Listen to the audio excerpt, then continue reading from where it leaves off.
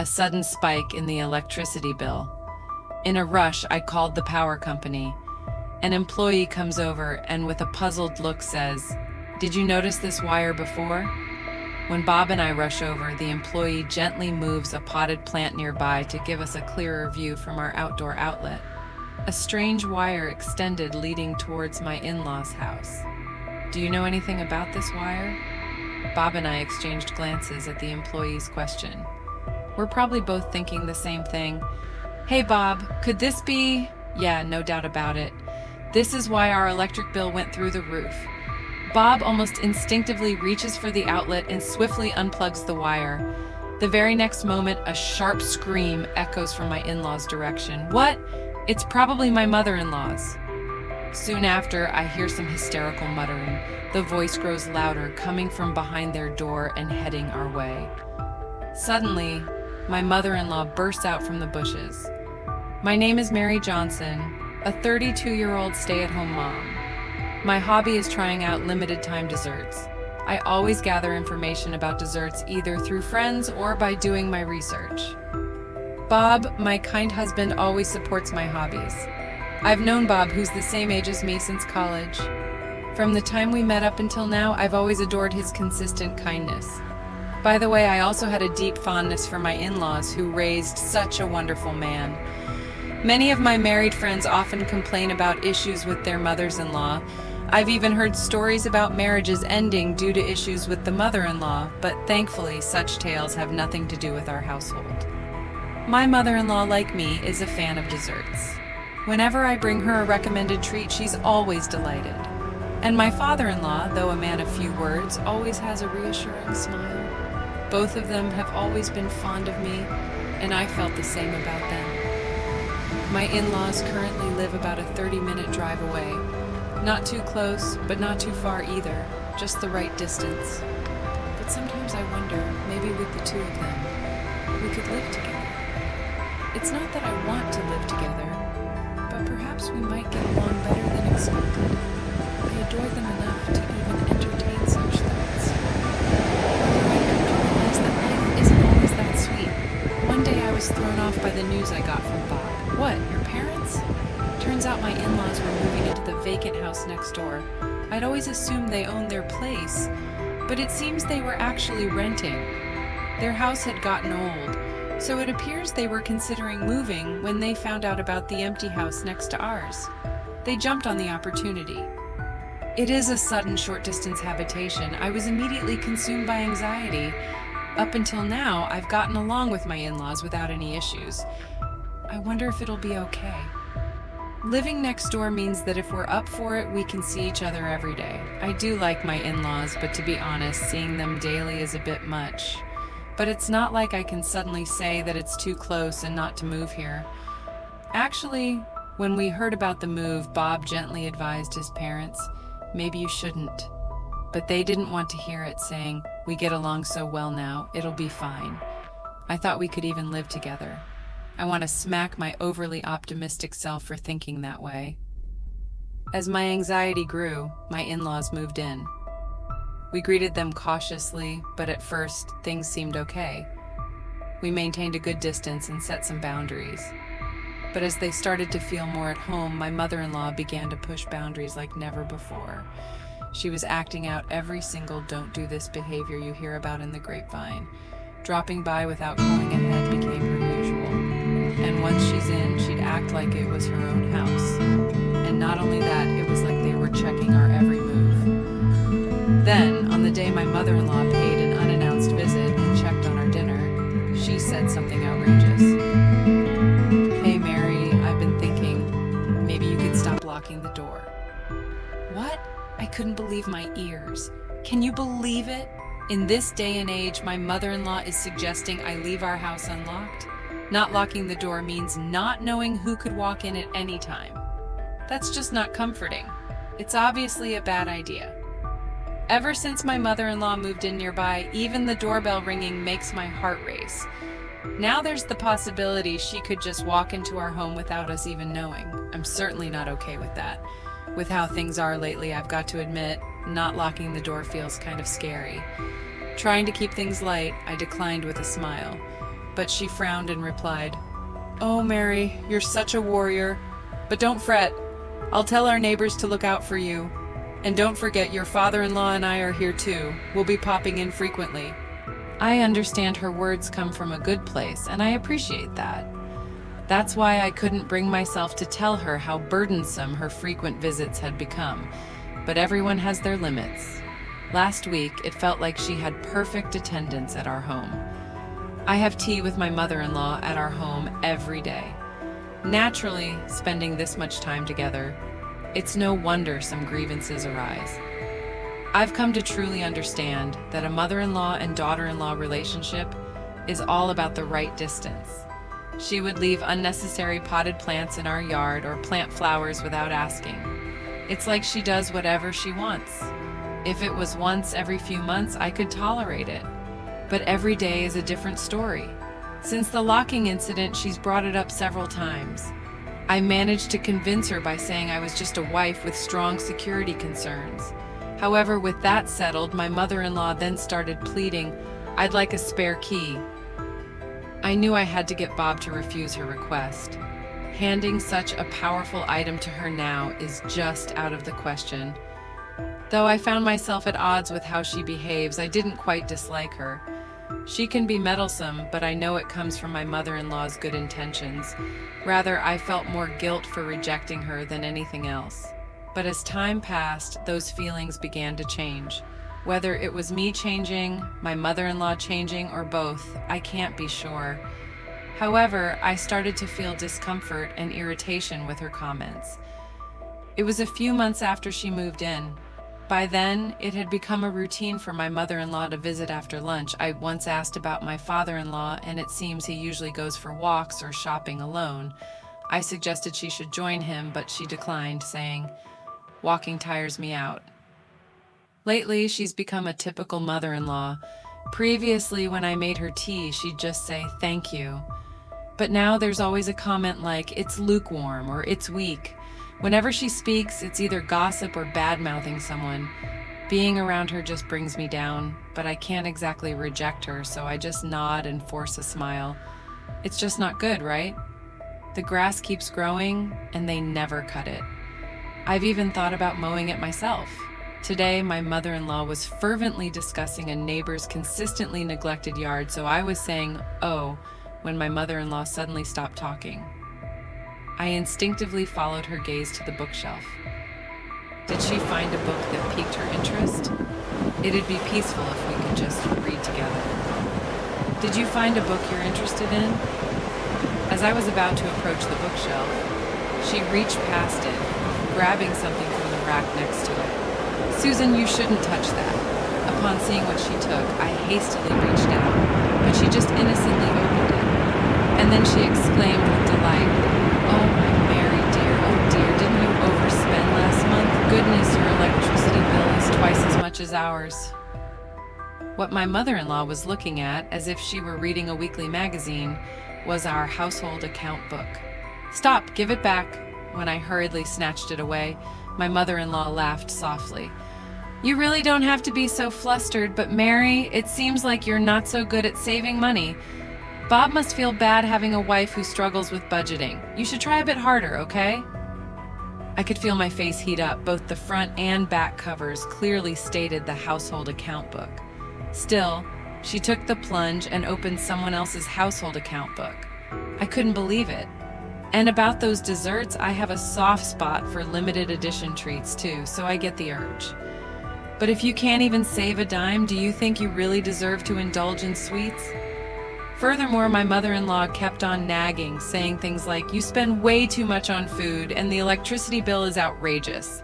On top of that, she boasted about how frugal she was. After ranting for a while, she seemed satisfied and left. After my mother-in-law left, I was so moved that I couldn't stop crying. The accumulated stress might have played a part too. I've reached my breaking point. I cried non-stop until Bob came home. You don't have to take Mom's word for it, but I think it's easier said than done. "I'm really sorry. I'll tell Mom not to come again." "Yeah, please," Bob comforted me. And after I calmed down a bit, I decided to discuss something that had been bothering me. It was about the electricity bill. As my mother-in-law pointed out, it was high without any significant changes in our usage. It had skyrocketed over the past few months.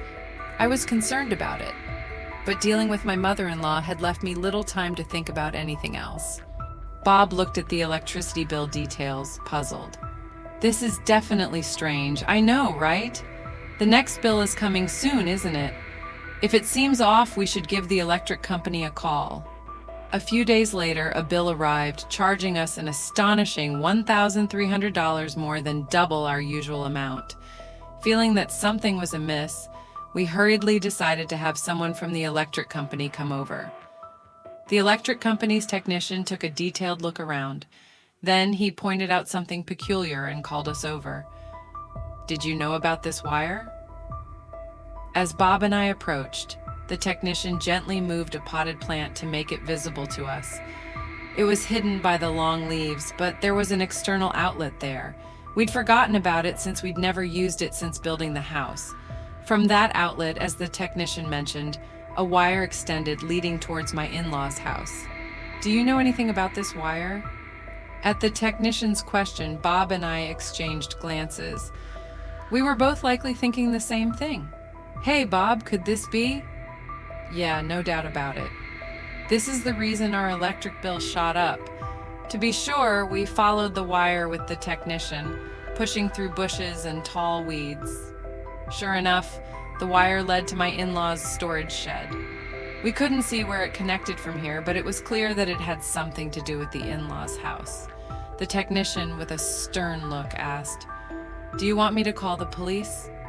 "No, we might have to, but let's talk it out first. This house belongs to our parents after all." The worker initially looked tense, suspecting theft of electricity, but upon realizing it was a family home, his expression softened with relief. "Oh, I see. I'll be on my way then." "Yes, thank you for taking the time to come out here. We really appreciate it." We walked him out to his vehicle and saw him off. After he left, we turned to each other, deep in thought. Bob sighed heavily, cradling his head in his hands. "I'm sorry for having a mother like that. It's hard to say." "Don't worry about it. What are we going to do next? If it's like any other day, Bob's parents are probably home right now. Should we confront them directly, or should we come up with a plan first?" Bob, with his hand covering his mouth, started walking towards the external outlet. Thanks to the employee who had moved the potted plant aside earlier, the outlet was clearly visible. Come to think of it, perhaps his mother purposefully placed the potted plant here to hide this outlet. Though I hate to suspect, I couldn't think of any other reason. I wonder what this is connected to. Suddenly, Bob reached out and swiftly unplugged the wire. "Wait, is it okay to unplug that?" I just unplugged it. Thinking of them calmly stealing our electricity all this time makes me so angry. Anyway, we have the employee as a witness. I won't let them make any lame excuses. If need be, we have that as well. "That's true," I nodded in agreement, when suddenly a high-pitched scream rang out from Bob's parents' house, probably my mother-in-law's. Moments later, hysterical muttering was heard. The voices came out of their door and started heading in our direction. And then, with great momentum, mother-in-law burst out from behind the hedge. What? She must not have expected anyone to be there. When mother-in-law saw us, she let out a deeply surprised voice. "No, I'm surprised, you guys. What are you doing in a place like that?" she snapped at us. So I puffed up my chest and responded, "Susan, do you have some business in our yard?" "You seemed pretty flustered, didn't you?" "Well, that's..." She looked away, visibly uncomfortable. Beyond her, Bob was holding on to the removed wire firmly. When my mother-in-law exclaimed, "Oh!" she tried to snatch it from Bob's hand. Bob twisted away, hiding the wire behind his back. "Hey, what are you doing?" "No, that's what I should be asking you." Bob thrust the wire in front of her face and said in a deep, serious voice, "This was plugged into our outlet, you know." Emphasizing the R, my mother-in-law's eyes darted around for a moment, then she looked upwards defensively. "So, what do you know? Where does this wire go? I have no idea. Just plug it back in now. Things are a mess here since you pulled it out. How can she ask to plug it in without even knowing where it's connected to? Plus, she's basically admitting she suffered because it was unplugged. It's almost like she's confessing that she did it."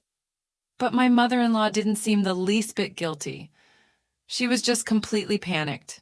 I knew why she was so flustered. Standing next to Bob, I smiled reassuringly. Susan, please calm down. How can we plug in a wire when we don't know where it leads? This is our outlet, isn't it? It's no big deal to plug it in. It's just for a moment. So please, oh, Susan, remember what you told me, not to waste even a bit of electricity. Saying how Bob was unfortunate to have a wife who couldn't even save on electricity. Well, she started to fidget. I won't make it in time, I heard her mutter under her breath. What time is it now? Well, it's 9:57. Oh no, I'm done for. After that exclamation, mother-in-law, stumbling all the way, hurriedly left. Bob was puzzled by his mother-in-law's strange behavior, and I knew the reason behind it. I whispered to Bob, is that what you mean? So if we keep hanging around like this, she'll show up again. That's right. Bob tossed the wire aside, and we headed back inside the house. A short while later, after a while, I heard a rattling sound at the front door, followed by the doorbell ringing. This is my mother-in-law. I unlocked the door and opened it. Hello, Susan. Continuing from what I said earlier, enough of your chatter, move over. As soon as the door opened, my mother-in-law pushed me aside and entered. She was visibly upset, her footsteps thundering like a monster's as she made her way to the living room and then heavily flopped onto the sofa. Bob, who was in the living room, furrowed his brows with a puzzled expression and was about to speak, but my mother-in-law was a tad quicker. Oh, I'm parched. Hey, is the tea not ready yet? You're so slow. Act before being told. That's basic etiquette, right? Yes. And another thing. Why do you always lock the door? Everyone in the neighborhood says I have a cold daughter-in-law. There's nothing worth stealing in this house anyway. It's just so pretentious.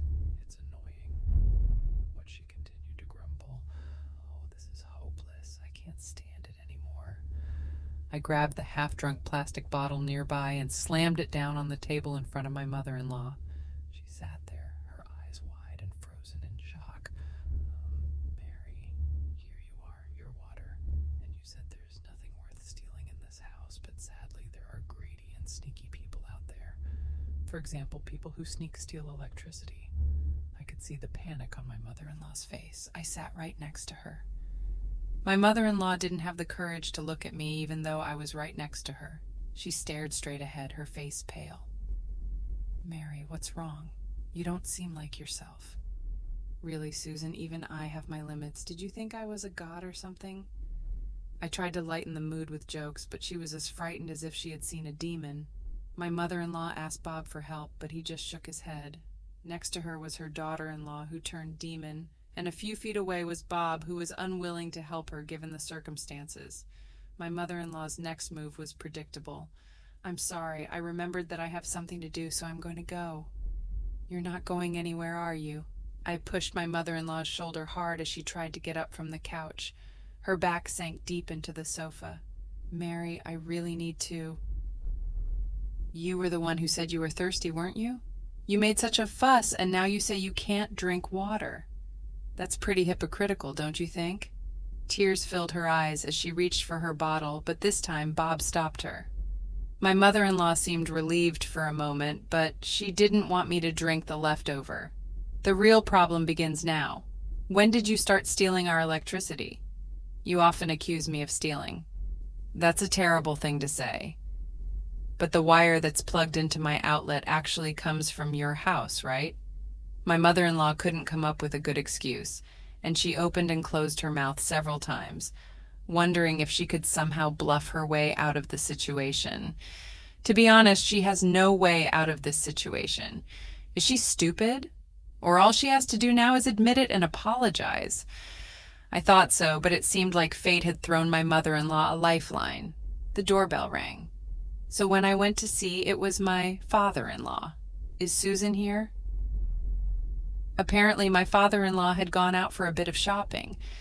When he returned home, the front door was not locked and the TV was still on, but his wife was nowhere to be seen.